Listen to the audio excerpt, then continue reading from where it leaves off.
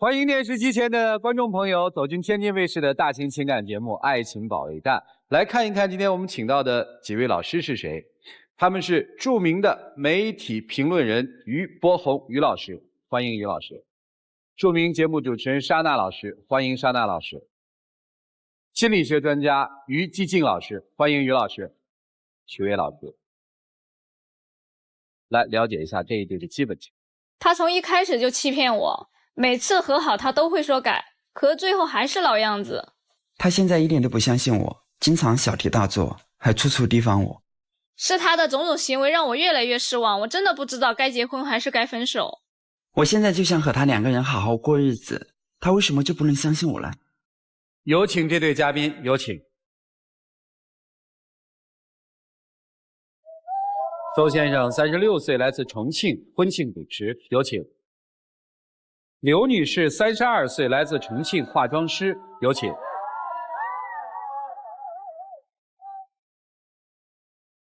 欢迎两位啊！是打算要结婚了是吧？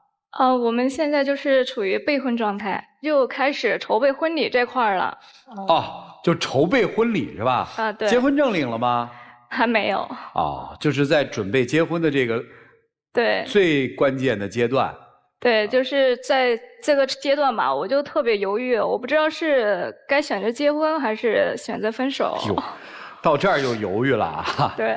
谈了几年？3年了。过去是同事吗？一个主持，一个化妆。我们之前不是同事吧，就是说他去的活动我俩都能碰得见，然后我们俩就是17年的时候就认识了，谈了2、3个月，然后当时吧我就觉得，我想看他是不是对我真心的，我就想让他给我发个朋友圈吧，我照片，然后他当时也同意发了吧，然后我就无聊的时候我就用小号去看他朋友圈，结果我看不到，他设置了一个仅我一人能看见。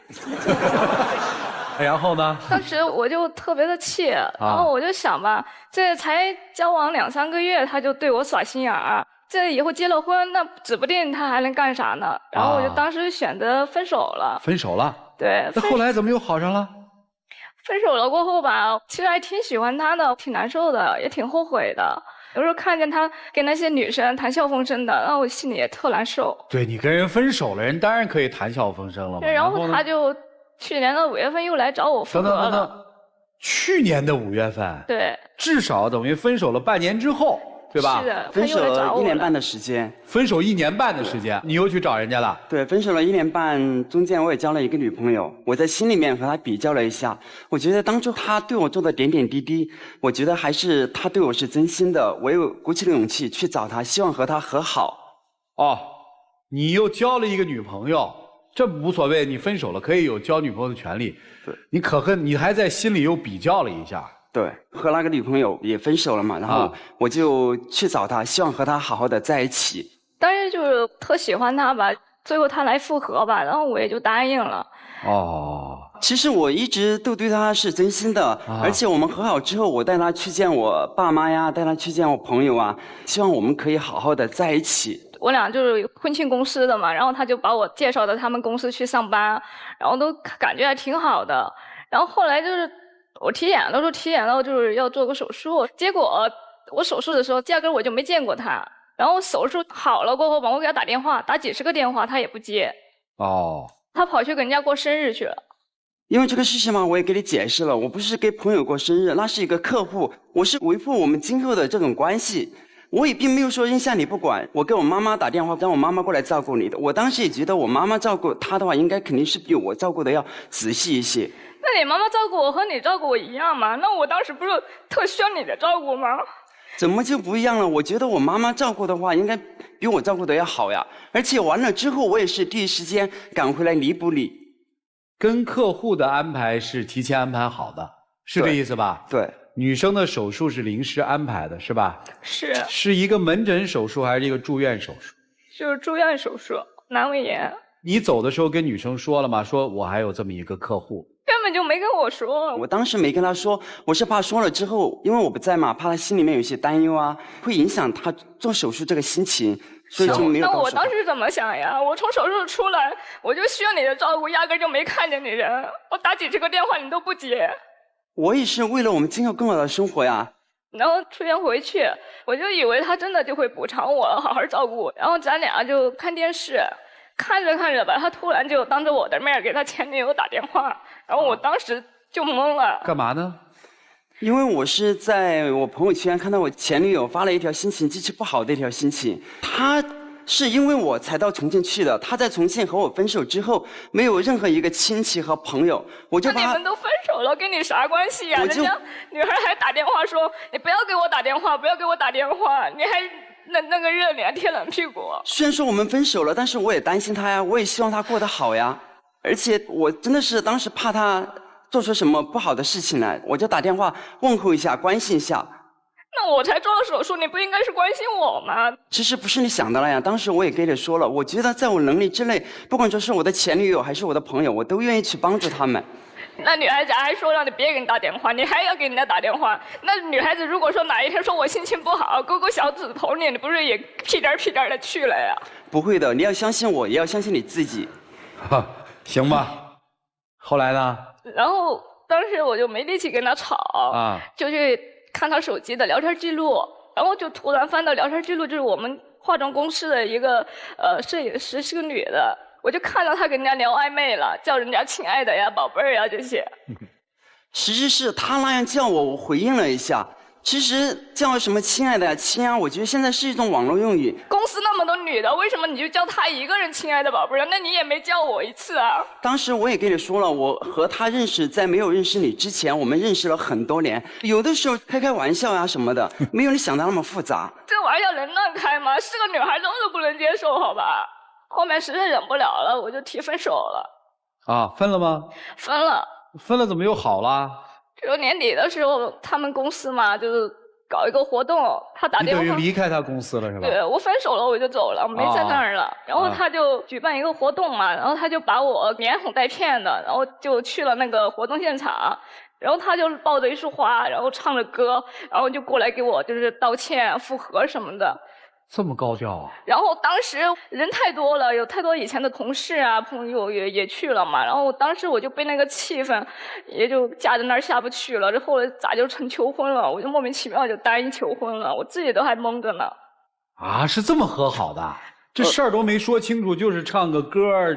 对，然后当时就是那个人太多，气氛在那儿架着了。因为我们分手之后，我还是回想了我以前的点点滴滴，觉得很多事情做的还是欠妥。我想了一下，我觉得还是想和他在一起，然后我就买了束花，然后请求他的原谅。当时有很多公司的同事啊在旁边起哄说让他嫁给我，让他嫁给我，我就说了一句：“你嫁给我好吗？”然后他就不是你的意思就是你求婚也是被嫁的吗？当时是想复合的，但是很多朋友在旁边起哄，我就说了一句：“你嫁给我好吗？”哎呦，傻姑娘哦！当时就是阴差阳错的，他也跟我说错就错吧，咱就将就错下去，就开始结婚吧。然后我俩就开始去备婚啊，准备这结婚的这些东西。后来去订了婚纱照，然后我们约定了时间，到了时间点他也不来。那我为什么不来呀？人家所有女孩子求婚都有戒指，你给我戒指了吗？我特想要一个戒指，你都舍不得给我买。但是我送给了你一个特殊的礼物啊。什么特殊礼物呀？不就一个口哨吗？那口哨你说我有用吗？对你来说那是一个口哨，但是对于我来说它是独一无二的求婚礼物。什么口哨？就是可以吹响的一个口哨。哦，这是你亲手做的？买的。哦，那怎么独一无二呢？我花钱我也能买啊。因为人家求婚就用婚戒嘛，但是我求婚就用了口哨。我知道我脾气不太好，我当时就跟他说，如果说我今后惹你生气，你吹响口哨，我会第一时间来到你的身边，会听你的话。那你那口哨有用吗？当时他说他一不听话，我吹了他就会听话，怎么样的？啊，然后有一天吵架，拿着口哨我就吹，看他能不能听我的话。啊，听了吗？没有，他把我抱着不让我吹。他当时准备吹的时候，我就抱住了他，因为他非要把我们的照片发到朋友圈。我说等我们结婚的时候，真正走进婚姻殿堂的时候，我一定会把你的照片发到朋友圈，让我所有的亲人和朋友都知道你。那为什么要等到结了婚你才发朋友圈呀？那现在群里不都发吗？因为我觉得你现在总是这样不信任我，吵吵闹闹，我觉得我自己心里面也很烦。我是觉得他对这份感情他自己都不坚定，那我怎么能安心啊？我觉得他现在总是这样怀疑我，处处提防我，严重的影响到了我的工作。有一次我到区县去工作吧，然后来回开车要好几个小时。我晚上回到重庆，他又和我吵，又和我闹。那你不是就跟那个公司的女同事聊暧昧的女同事一块儿去的吗？那你不把我支开，我怎么就生气了？你回来，那你为什么就不让我去？我不是把你支开，我也跟你说了，那天那个客户他没有要化妆师。你明明知道他就会去，说你才故意支开我。有的时候我觉得很多事情是子虚乌有的事情。比如说，他有一次他要去弄头发，我高高兴兴的陪他去了，我觉得里面的声音有点大，我就到店门口去玩手机。他又觉得我是在和其他女生聊暧昧啊什么的，又和我吵。那你在店里面不是看得好好的吗？你要不是心里有鬼，你往外面跑什么呀？当时里面的声音太吵了，所以说我到店门口去玩，我觉得比较安静一点。我在镜子里面反光我都看见了，他就一直在那里跟人家聊得可开心了，还在那打字。我看了一个搞笑的段子，然后我就评论了一下。那今天我问你，你也对我发那么大的火？因为当时我也是气不打一处来嘛，因为你总是这样怀疑我。就因为这个事情吧，他又给我爸妈告状。因为我觉得我管不了他，我只能让叔叔阿姨就是多说说他。你们俩为什么不分手啊？这样闹这么多别扭。现在分的话也就不好，因为我俩不是都订婚了吗？婚纱照也拍了。酒席也定了，彩礼钱他也给我家了。你说现在如果退的话，退了彩礼，退了婚席，为了自己的幸福嘛，这有什么呀？但咱都走到这一步了，所以我自己现在就是特别纠结，到底是该结婚还是分手。就是如果说这个能退酒席的话，你选择不结了是吧？不是说退酒席不结了，就是说现在他爸妈、亲朋好友都知道。你说那没关系嘛？你自己觉得合不合适嘛？我自己也特别纠结，后悔不？我说实话，我不后悔。啊，你为什么一而再再而三的折腾一个女孩呢？其实有的时候我不是折腾她，是她不信任我，处处提防我，真的是这样。不是你心里面到底有没有她吗？我心里面肯定有她呀，不然的话我们分分合合好几次，我不会主动的去和她和好。但是是她自己不信任我呀。就拿前段时间来说吧。我从外面回去，他总是问我：“你到那个地方去干嘛呀？到那个地方去干嘛呀？”我就觉得很好奇，我到什么地方去了，他怎么知道？后来在我们的吵架当中，他才说他在我手机上面关联了一个软件，他随时随地知道我在什么地方待了多久。我觉得这是对我的不信任，对我的不尊重。那你要是给我安全感，那我会那样做吗？那我为什么这么做呀？我就让他把这个软件卸掉，然后他也不卸，他拿要退酒席来威胁我。那我不是说计划后面我不是没退吗？我也知道现在都走到这一步了，要退的话咱也得深思熟虑不是吗？本来我们准备结婚了嘛，然后去看了一套房子，我说写我们2个人的名字，他非要写他1个人的名字，为什么要写你1个人的名字？写我们2个人的名字不是更好吗？那你也都跟我结婚了，你干嘛就不愿意写我的名字呢？那我写我的名字也是给我自己一点保障而已了。你现在都这样子了，那以后如果说你再做出什么事怎么办？签我的名字的话，以后如果你再做一点出格的事，至少说你还能有点顾忌吧。如果说你给我1份信任，我给你100%的满意。虽然说我现在做的很多事情你有点怀疑，但是我敢向你保证，我没有做一件对不起你的事情。只要你信任我，我会好好的对待你，珍惜你，爱你，我也不知道呀。男生，你觉得跟这个女生的恋爱也好，结婚也好，是对她的恩赐吗？我觉得一半的一半吧。换而言之，你跟她在一起，你是有很强的心理优势的，对吧？也没有什么优势啊，我觉得她也挺漂亮的，也是我喜欢的类型啊。不然的话，我不会反反复复。不然的话，你不会这个一而再再而三的在一个女孩身上反复这样吧？这个我们也理解。然后我就想，你这一辈子非她不嫁吗？也不是说非他不嫁吧，我现在感觉就是非他不嫁呀。没有，就是我觉得分分合合这3年来，就是我还是挺喜欢他的。我也就是说现在特别纠结，现在婚也定了，啥都弄好了。是。你说我现在也就是不知道该怎么办了。如果抛开一切这些东西，你们就是不合适，可能曾经很合适，但是现在因为各种原因彼此伤害很深了，你还会硬着头皮结这个婚吗？我就是不知道，我就是自己就是特别纠结。先生是一定要结婚的是吧？我是想只要他信任我，我也会好好的。他信任你可能非一日了啊，可能也许未来30年你们在一起生活，你的妻子会对你很好，但是他可能就这么一直不信任你了，你还结吗？不结。我要问的其实已经问完了，在这段故事里面，我只有一个谜题是没有搞清楚的。咱们一起找答案好不好？就是为什么两个人分分合合的还那么不舒服，那么不痛快，还非要在一起？我们听听老师们的意见，一起进入丘比特问卷。在筹备婚礼的过程当中，来到了爱情保卫战，这说明女生内心的纠结迷茫，她真的走不出来了。男生，你在我眼里，你才是一个资深的化妆师，你自己给自己化着浓浓的妆，当然这种妆它叫伪装。你耿耿于怀于你的未婚妻对你特别敏感，为什么？因为你需要被敏感。你又耿耿于怀于你的未婚妻对你不信任，这是因为你无法被信任。你们反反复复几次，每一次他都有前科。女生，你不要太自信，自己力量的强大，能够去真正的改变他。我们说女生有时候她真的是一个感性动物，一旦男人在你的面前痛哭流涕、痛改前非，你会自己去说服自己，让自己去相信对方，他只是一时的糊涂，然后呢，飞蛾扑火，结果引火上身。一次的痛苦不够，还要一次次的痛苦，最后变成了无数次的痛苦。我说你应该明白，口中的忏悔还是心中的忏悔，是需要你自己心里考量一下，好吗？好，谢谢。好，谢谢包红兄。男生，你就把他当成一个随叫随到的备胎啊！你交了那么多女朋友，一个一个拿来跟他做比较，在心里比较一番以后，发现哦，还是他可以骗得那么轻松，可以听我话一些，我再翻回去找他吧。你太不尊重他了，你当着他的面儿给你前女友打电话，你把他当什么呀？所以你是什么情况啊？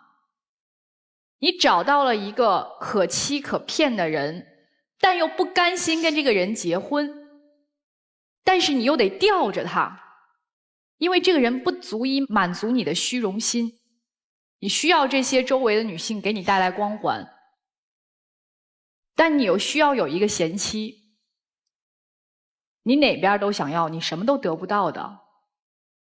跟女孩我就跟你说一个事实哈，一个男生在社交圈，就是自己的朋友圈，屏蔽你或者冷藏你，有几种情况。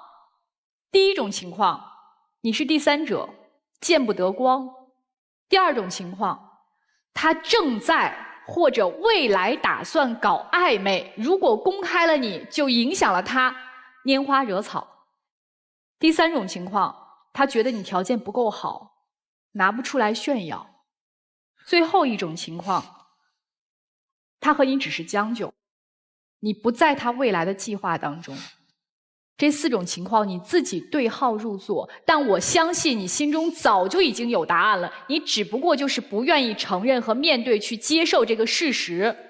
那接下来你的问题就是你要做一道选择题，你的人生从此之后是要一直被隐藏的、冷藏的过日子，还是大大方方亮出你的幸福？如果你接受了这种被欺骗、被冷藏、被不尊重的话，你能忍受得了，那你就继续。如果你觉得这样的人生不值得的话，退彩礼。谢谢。好，谢谢肖娜老师。问女方一个假设性的问题。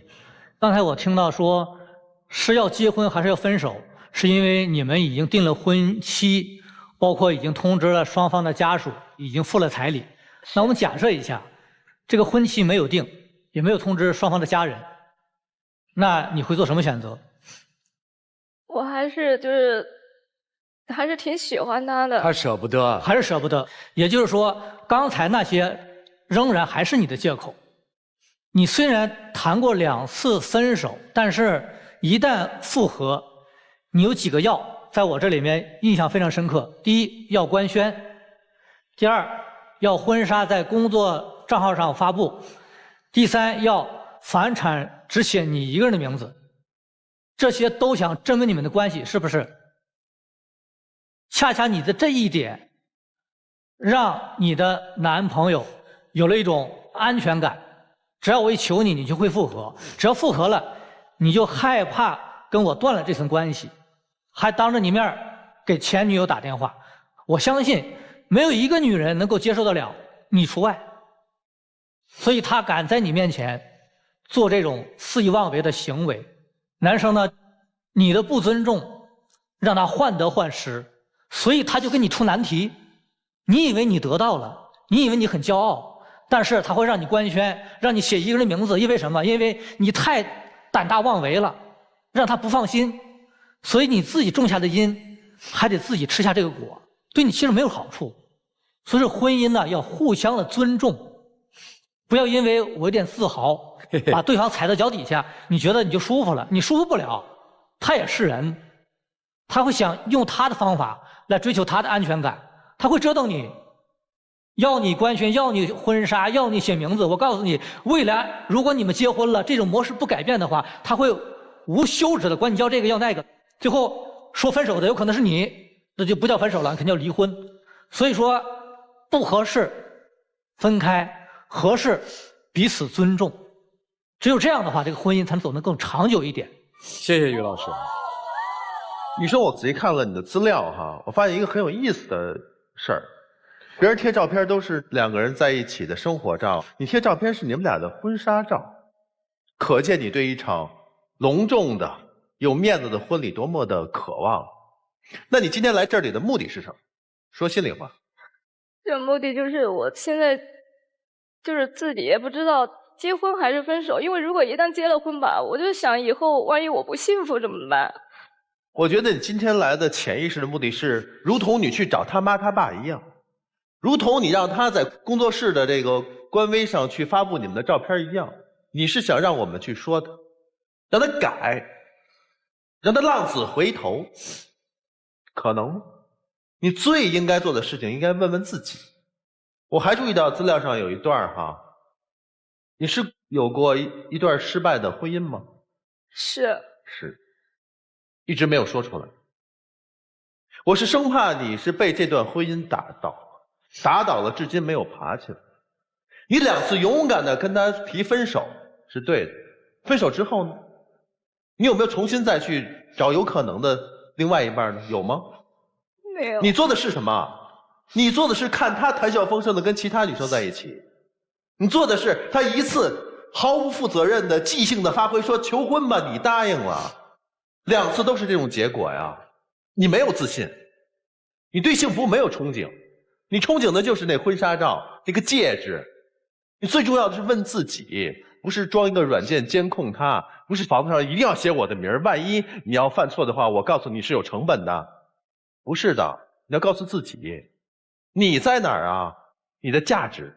从一上场到现在，你的声音都是什么样的？委委屈屈的，唯唯诺诺的，细声细气的。而他呢，字正腔圆，他的优越感全是你给的，是你造就了这么一个浪子，每次回来你绝对是为他开门的。你的自尊在哪里？自爱在哪里？你自爱的表现是什么？树立你的原则，你勇敢的对这些所谓暧昧啊这种不专一的人说拜拜。那些过往的他的女朋友跟他暧昧人都知道他是什么样子，所以他才回来找你啊，因为别人不要他，明白了吗？就这样。啊，男生，你喜欢他吗？我喜欢啊。所以如果说你的求婚是因为别人说的，你不觉得荒唐吗？未来如果你们要分开，希望不是别人说，是你亲口跟他说，我是因为不爱你，不是其他的原因，承担嘛。女生也是一样，别人说什么都不重要，别人觉得你幸福不幸福都不重要，重要的是你自己觉得幸福。过日子不是靠别人评价的，好好对人家，不管是分开还是在一起，善待他，你给不了他，你可以放过他，一起进入真情60秒。亲爱的，在人海茫茫当中认识你，我觉得是我最大的荣幸。在一起3年的时间，我们吵过、闹过，但是我相信我们更多的是幸福和甜蜜。今天，我当着所有的嘉宾老师的面，我向你保证，在今后的生活当中，我一定会照顾你、关心你、疼你、爱你。不管是今后贫穷也好，富贵也好，我永远都陪伴你，不离不弃。只要你不离，我永远不弃。我知道在以前的生活当中，我有做得欠妥的地方，但是我今后，我一定会好好的改正。希望我们可以一起走进婚礼的殿堂，让你做我心目中最漂亮的那个女孩。其实3年了吧，我觉得分分合合很多次了，所以这次你也让我考虑一下吧。哎呀，我以为要主持婚礼的呢。那段词背得不熟哎，我看他们主持特别好，什么不管是贫穷、疾病、富贵与什么什么，那都是大排比，你只用了一个。我刚刚不是在背，是发自我内心的想对他说的话。听明白了，我肤浅了，谢谢两位，来，请回。来，请关门。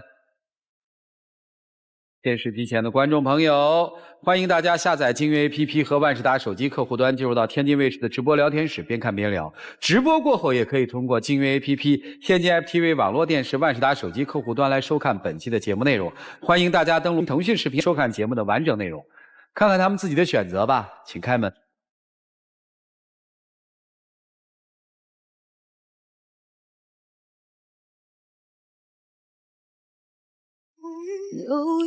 还有话跟他说吗？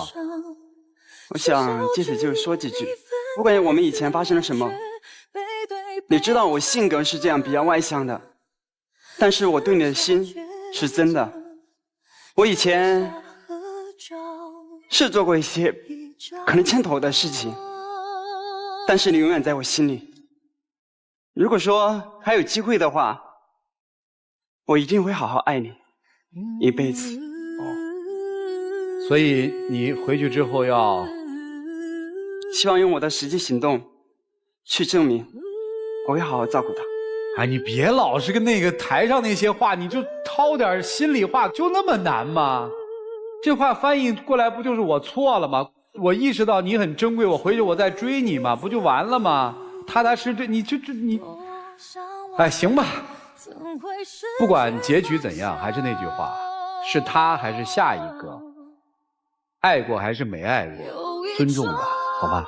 谢谢您啊，请回。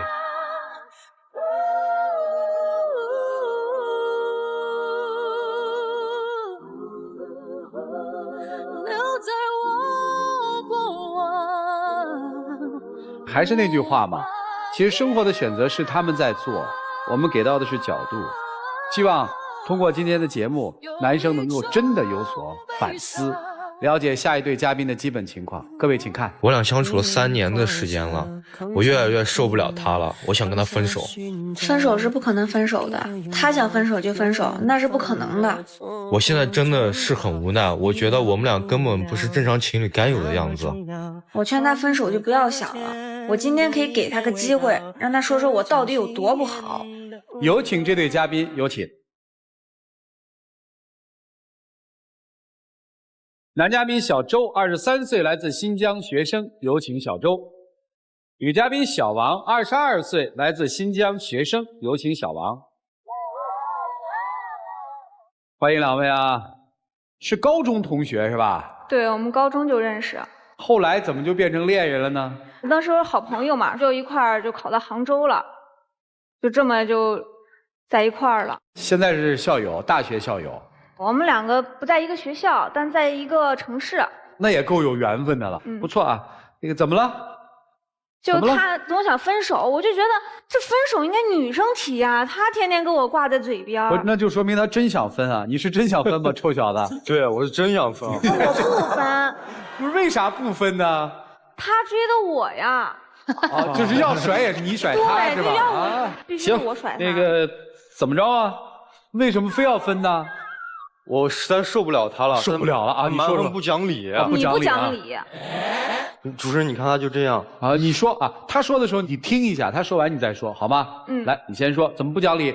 他就是我吃喝住行他都要管我啊。就是假如我今天想吃面条，他想吃米饭，但我今天就不能吃面条，就必须得跟他吃他的米饭才行。他还爱吃一些我特别不能理解的东西，我特别不喜欢吃东西，就是动物的内脏，还有就是脑花、大肠这些东西啊，他就非得让我吃啊。那你咋就不能吃吗？不是你吃你的，他不吃不也行吗？就我们当时他不吃牛蛙，我说这好吃，他尝试了一次，哎，他说挺好吃。那我觉得这个动物内脏也挺好吃的呀，我就想让他试试嘛。不是，那怎么就不能吃了？太血腥，我是真受不了那个味儿。那就不吃呗，你吃你的，他吃他的，不就完了吗？那你说以后住在一块儿了，那还得开2个灶啊？那我就爱吃这个，你要不吃，那你不就得让我饿着吗？那就开2灶呗。我不会做饭，那就他做什么你吃什么呗。我就吃动物内脏，他都不想给我做。那可不是吗？那你就自己做呗。那我不会啊。真是什么都要是吧？你是不是就这么想的？对，他不光是吃，他连穿他都要管我。有一次买了个情侣装。新衣服我有个习惯，就得洗一下才能穿。是应该呀。对啊，巧了那天我就刚好去找他，他呢就是穿的那件情侣装，但我没穿，然后他就因为这个发脾气，让我再折回去，然后再过来穿湿的来过来找他。那你为什么不穿呀？主任那个衣服他不是昨天买的，他买了有1个星期了。你说谁不爱干净？那我买我也洗啊。你说你早点洗嘛，就那么巧，我第2天穿，你头天就洗。你头天洗也该干了呀，你就是不想穿，你就不想让别人知道你是我男朋友。不是我不穿，我洗了。游泳的时候衣服是不是？泡温泉的时候衣服是不是？穿不穿？那个时候为什么就能穿呢？现在就不行了。哎，上马路的时候为什么不穿比基尼？游泳的时候可以穿，为啥不可以呢？问你呢？你就有穿啊？我就让他穿。对呀，那你提前通知他说明天要穿。可是我觉得这就是常识啊！你说你买了件新衣服，你说你不穿，那你不得把它放过时，放旧了再穿吗？行，这个生气是吧？对啊，所以说我下次学聪明了，我每次出门我穿什么，我给他拍张照片发给他，我再去找他啊。然后我见着他，他就说我里搭外不搭，外面可以，里面又不搭，又让我折过去1个半小时车程。对呀，那是你审美的问题啊！你说哪有外面穿个绿的，里面穿个红的？那你搁谁受得了呀？那我领你出去呢。人家叫国际大撞色，你不知道吗？那不行，那国际大撞色好多人都理解不了，你那样多丑啊！我1天时间都耗在这了，来回奔波，路程都有那么远。不是你就傻了，你知道吗？以后背一包，包里放着衣服。对呀，你怎么你说穿哪件就穿哪件。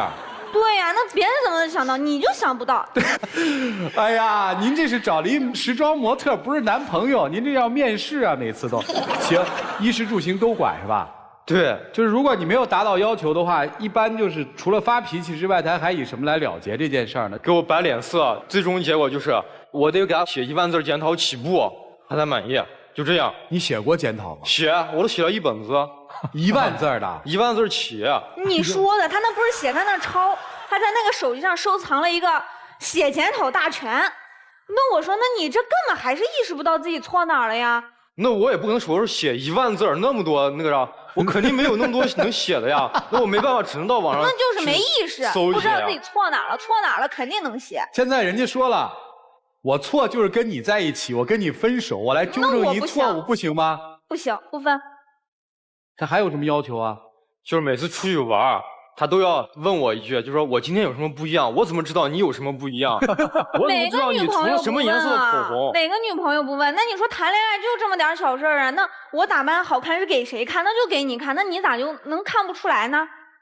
那你我今天涂的什么颜色？萝卜色。那不能说出来吗？那也是我做功课了呀，我专门因为你让我背了一些口红色号。你说呀，你背哪去了？正红、活力、复古红，珊瑚水样、南瓜色，黎巴牛血色。你看你这坑坑巴巴的。可是我也记住了呀。那你有什么能了解我喜欢的东西呢？我知道呀，我知道你喜欢看看电影啊，听听歌呀，这些喜欢那些车呀，对不对？那我也知道呀。那你知道什么牌子吗？那我不知道，那也有原因呀。我现在买得起车吗？我天天搁你耳边说，哎呀，我要买个什么名牌车，那我不给你徒增压力吗？那我不让你活得也累吗？你说咱们有钱了，我比谁都积极，我天天查。我是真的拿他没有办法了。是我听着都没办法了啊！还有就是他什么节日他都要过啊，他那都要过。我觉得节日它存在，它有存在的意义，对吧？你说如果大家都不过，那节还设立它干啥呀？所以我就说要过节嘛，这有错吗？哪个女生不过节呀？哎，清明节你过吗？不过。清明节为什么不过呢？以后再过。为什么以后过呢？等我不在了再过。你这还什么节日都过，这孩子也是，你也得分呐，你这真是。他不光是这种普通的节，就是有些我都没有听说过节，他都要过。比如说6月6号，他还定了个主题叫"我是你的眼"，要是让我蒙上眼罩陪他逛一天，弄得我那天是青一块紫一块的。哎，你别夸张事实，他青一块紫一块真不怨我，他过马路我都牵着他，他吃饭我都喂他，他那青一块紫一块是他自己上厕所的时候磕的。这是什么节啊？就是爱眼日。爱眼日的时候，就他要把自己扮成盲人，你要做他的眼是吧？对。那为什么不是你扮成盲人，让他做你的眼呢？他天天跟我诉苦，说我这对他不好，那对他不好，我不想能让他享受一天吗？哦，享受了吗？怎么没享受？饭好不好吃都我喂到你嘴边，我给你吹好了。我磕着碰那还叫享受？那你说你进男厕我没办法呀，你进去偷偷把眼罩摘了，我对呀，能咋？你应该摘眼罩啊，孩子。那还是你的原因。我不敢呀，我怕被他发现，他就得不是他又不去男厕所，你这不还摘了？真是傻孩子。哎呀，他们俩是活一对儿，你知道吧？一个愿意虐，一个受啊。除了这个，还有，我为他跳楼了。哎，停！你不要搞得好像我要谋害你一样，那是翻好吗？就是我们小时候都住平房，那翻个楼不很正常呀？那底下是草坪，而且重点是我不让他翻，我没鼓咏他翻，他自己翻下去了。还不是因为当时他要看电影啊，但是我们宿舍门打不开了，宿管大爷说那开锁的人得过会儿才能来，我就给他打电话说明情况，然后他就在电话那头说，我不管，你赶在电影开播之前必须得到那儿。然后我没办法了，我就直接从2楼跳下去找他了，但是也是没看上。那电影是我1个月之前我跟你说看着预告片，哎，我跟你说我想看，你说行啊，那我才定了呀，那他就这么来晚了，那票都作废了也浪费钱。那这次是个意外啊，你为什么不能理解我呢？那意外不是我造成的呀。那是谁造成的呢？那门造成的。哦，哎呀，这姑娘厉害了去了。你们俩谈了几年恋爱？3年，我都已经受不了他了，让他3年。还有就是他把我新买的自行车给我直接砸掉了。我为什么砸呀？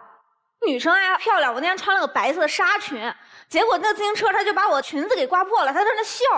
他在那一直笑，你为什么要笑呢？我砸你自行车也不是说我神经不对，那是你态度呀！你别笑呀，你指着我光笑，笑有用吗？那是你下来你不注意，车轮给挂着了，挂烂了，你怪我？为什么要怪我呢？那我的自行车他肯定不挂我，那就因为你的自行车，那你就不能提醒一下？你说，哎，宝儿，你下车的时候你注意一点，那不就不刮破了吗？而且你要笑，你要不笑我能砸吗？我把你自行车砸了，你难受不？我也笑着对你说，修一修就行。你什么感受啊？你是直接发脾气了，扭头就是给我砸掉了，好吗？那是你自己说的。哎，没提过分手啊？生活里提过吗？我提过。我不同意。我是真的是受不了，他就是不从意，死缠烂打。不是你怕什么？你就死的不敢分呢？因为他知道我爸妈电话，他也知道我家庭住址啊，我怕他给我爸妈说，他给我爸妈说的，那我爸妈就得说我。那不还是因为我说的有理，你爸妈才向我吗？我要说的没理，你爸妈能向着我吗？所以今天来这目的是把这个事儿让大家评论评论，是吧？对。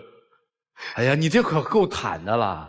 那你们只听他片面之词啊！那以前的时候，他对我也特别好啊，就过节的时候吧，也知道送个礼物，结果最后变成我送他礼物了，他就绝对不给，不是1次2次，还说这次算了吧。这次算了吧，这不是1次2次。你要是什么节都过，确实也给不起啊！一大学生，我替他说一句啊，不让他花钱，他就是跟我说一个节日快乐，就我希望他能记住我。就是你们俩1年过的最多的节是什么节？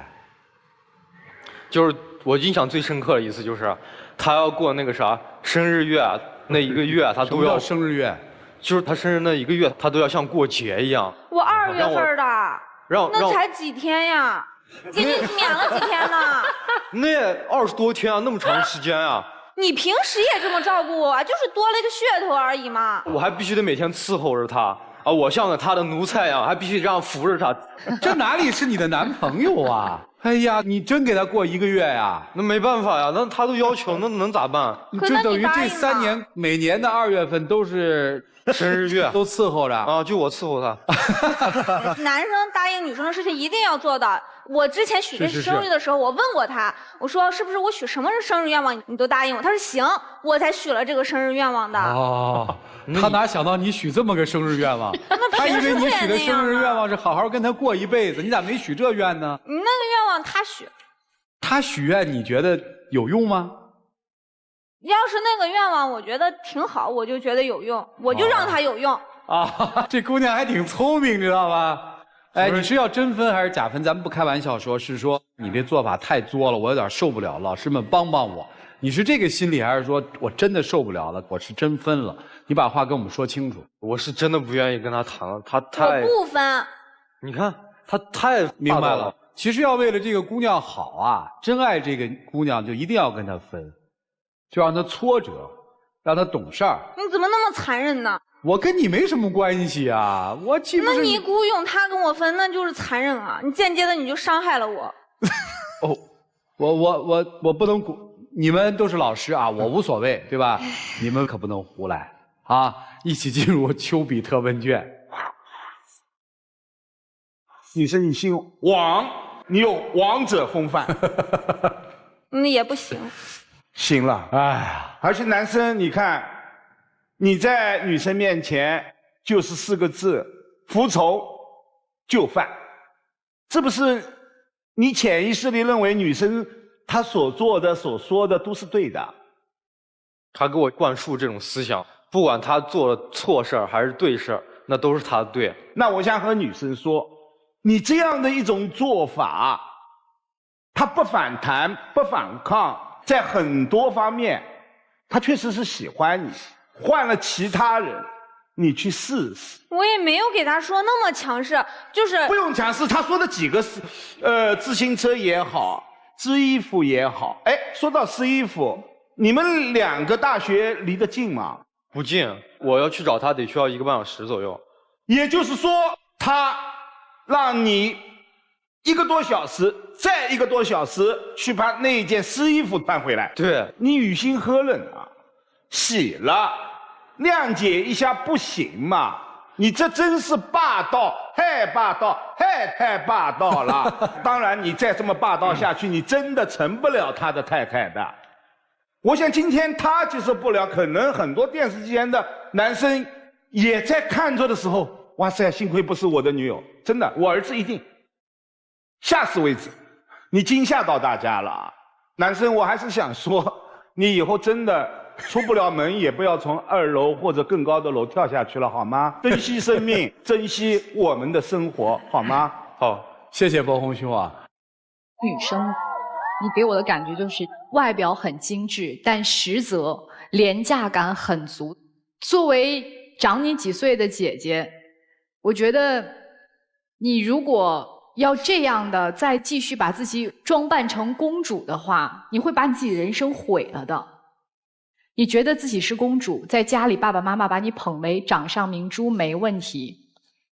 可是你知道公主最值得让人喜欢的是什么吗？她有一颗善良的心，她懂得尊重别人，也懂得让别人尊重她。你想要让所有的人把你当成太阳围着你转没有问题，但是太阳最大的一个功能是什么？它会带给人们温暖啊。你这样并不会让别人珍惜你，你做的每一件事情都是在把自己的分数拉低。男生，其实这里面最大的问题在于你，所有他的种种的行为都是你迎合呀。就那句话，你惯的，是因为他第一次让你这样做，你就好顺从；第2次顺从，现在你忍不了啦。你为了留住他，你也不择手段呢。所以你现在说分手，那你就干脆分呢。你这样一直拖着他，也是在害他。你之前满足他一次又一次的这些要求，你最后把他逼到了这个绝境上，然后把他推下去。所以最可恨的就是你，这些事儿你怎么都能答应去做呢？这是原则问题呀。穿着湿的衣服过去，不会感冒，不会生病吗？所以谈恋爱的时候，我们有点理智，好不好？爱情是生活当中的一部分，不是爱情里面有人生，是人生里面有爱情。记住这句话就好，谢谢。谢谢沙娜老师。来，于老师，我先采访一下沙娜老师啊，你在热恋的时候有没有一小段时间和这个有点小类似？哦，没有，还没有哈。哦，真不是这样啊，那是比较少见。他的爱情是非典型爱情，不用采访啊。恋爱当中热恋的时候，小女生有那么一段时间，像这种表现，我觉得还是比较常见的，作一下闹一下，是吧？但是这一下子3年，这可能就让人受不了了。我不是从一开始就这样。一开始不这样啊。在我看来，她就是一个小女孩，不是22岁的小女孩。可能是15、16岁的小女孩。这几年你没长大，用我们心理学的话叫退行了，你退行到更小的年龄段里面。也就是说，你这种行为在热恋当中一段时间是非常常见的。但是如果在3年时间里面，到今天这个状态还这样子，那就说明你在拒绝成长，你在享受15、16岁的这么孩时的一个状态，有人疼，有人呵护，我怎么撒娇都有人配合我，所以你享受的这个状态。但是我说这个要非常小心，因为你如果拒绝成长的话，等过几年你突然发现他真的走了的时候，你后悔就晚了。所以这要成长。那我就问你一个问题啊，男朋友想对你好和男朋友应该对你好，这2句话的区别是什么？一个是他主动的，一个是我认为的。一个主动，一个被动，你看说多好啊！那我想问一下，现在男朋友一味的配合你，你认为他是主动的还是被动的？被动。被动的，他就很累了。一旦进入被动的状态，他就不愿意做，就抗拒，甚至不惜来撕毁你俩的关系，以分手作为代价，因为他太累了。1次2次可以，但时间长了，他就受不了了。还有，为什么3年你没有成长？因为这3年下来，男朋友的各种配合都替你表达了你的情感，这就说明你内心缺一些东西，缺的可能是对人生的规划呀，是学习上啊，做人方面呐，等等等等，缺很多东西。但是男朋友他只能一时性的给你，他不会一直给你。一个能够这么将就你的男朋友，今天他已经说了要跟你分手，你应该要悬崖勒马了。男生呢，就还是那句话，那是导演，你是演员，你可以有罢演的权利。你一味的顺从他变不好，只能让他慢慢退回到10几岁小孩的状态。要长大，不能一直是个小孩。我们每个人都有责任，有担当。未来比如说，当你结了婚了，你有孩子的时候怎么办？包括你的父母老了，你能不能有能力去赡养他们？这都得需要你考虑。所以到此截止，差不多就可以了啊。听明白了，谢谢于老师。我其实刚才听到一个细节挺感兴趣的，就是说川儿问说你有什么把柄掌握在女孩手里呢？女孩说我给她父母打电话，那她父母应该是蛮喜欢你的哟。你在他们面前绝对不是这样的表现哟。在长辈面前肯定就是要乖巧一点嘛，毕竟长辈肯定不太喜欢疯疯癫癫的丫头。他也懂收敛，面前我肯定会温顺一点。他懂，但其实这里面你有一个最大的问题是，为什么你不分手，他说分手？其实是你离不开他呀。他随时可以走，他之所以没走，是因为他还是喜欢你，他能把你这些所谓的作呀，这种过分的举动视为撒娇。这是你的表达情感的方式，他是能够懂的。但即使他懂，他也受不了。他可能今天说分手也只是无数次分手的一次，绝不是最后一次。但是我希望你能够离开他。这个能够是说你具备离开他的能力，你有吗？没有。你的世界里好像只有他，因为你太过于关注他对你的每一次细小的反馈，太过于放大了。把生日放大到1个月，把所有的这细节做到极致，这是你的问题啊！你离不开他，所以在爱当中你迷失了自我，这很危险。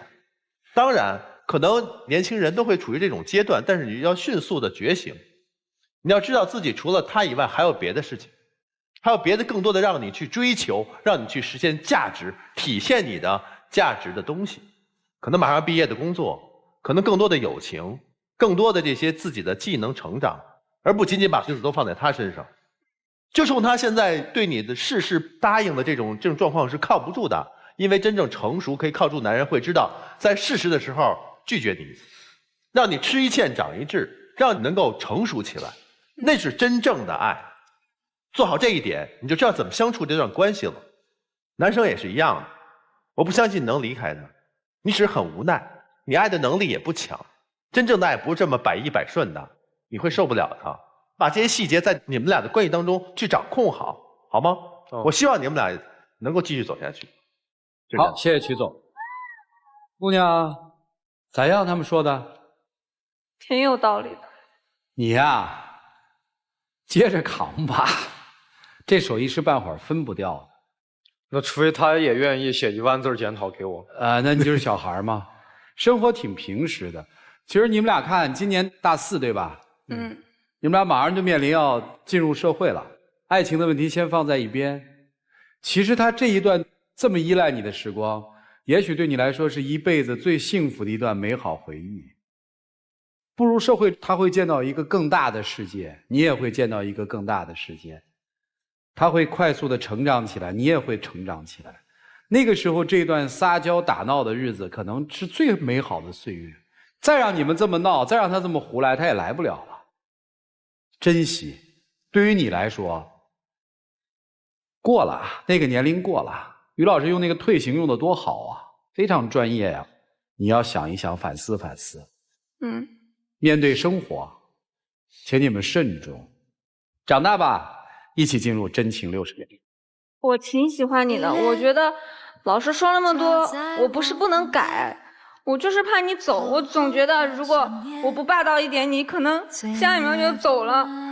我也可以改，一直在一块3年了。我从开始我挺温柔的，因为我觉得你喜欢我，肯定能接受我所有的缺点，所以我觉得我应该把最真实的一面展现给你。我就觉得我们最后一定会走到一起，我才做了一些很不好的事情。其实我也知道那些事情太过分，可是我总是很感性，我就是觉得你喜欢我，你就要宠着我，接受我，我就是希望我们俩不要分手。我会考虑的。姑娘说得好啊，其实人家越喜欢你，不是越应该珍惜这份喜欢吗？别再任性了啊！行了，谢谢2位，请回吧。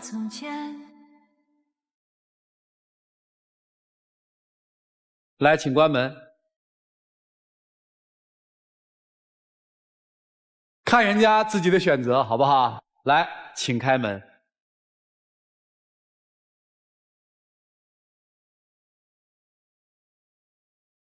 我爱你，你爱我，我们再也找不到结果，就算是第一次，一起背着爱情的自由。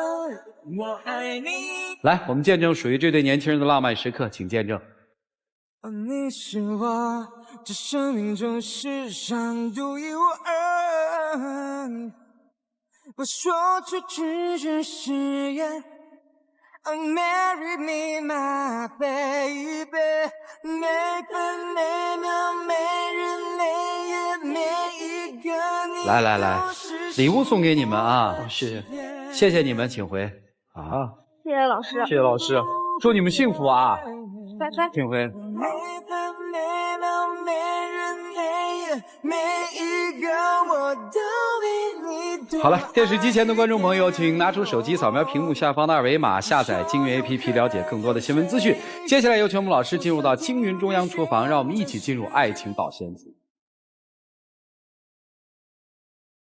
有网友提问说，我的老婆是一个非常强势的人，我承认我在工作能力上不如她，但生活中我非常的照顾她，每天为她洗衣服做饭，可她回到家却整天摆着一副臭脸。结婚3年了，从来都没有对我微笑过，我真的觉得我们这个婚姻太失败了，当初的感情都不在了吗？我到底还要不要这样窝囊下去？可能在工作方面，的确妻子是强势的，你是弱势的，但如果论及对家庭的付出，你一定是强势于他的，所以我并不觉得你窝囊。祝你幸福吧，谢谢。我们下期节目再见，谢谢大家。